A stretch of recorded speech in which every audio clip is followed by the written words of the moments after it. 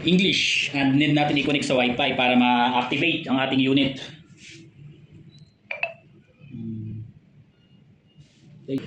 Yan, activating. Bagong-bago talaga.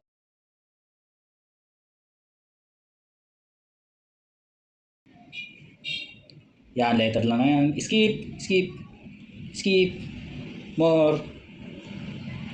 Skip lang hanggang sa makarating sa pinakadulo. Skip, swipe. Yan, hanggang sa makarating yan, finish.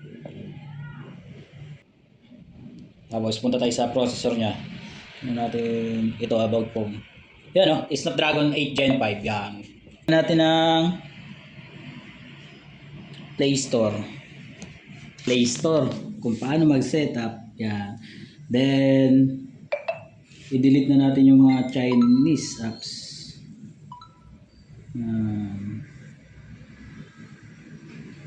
And kapag hindi gumana yung Play Store, punta lang tayo sa settings, tapos i-search lang natin yung Google.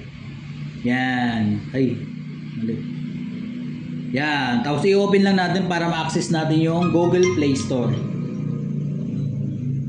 So ayan. Yan. May Play Store na siya. Ready for sign in na lang. Salamat sa ating client.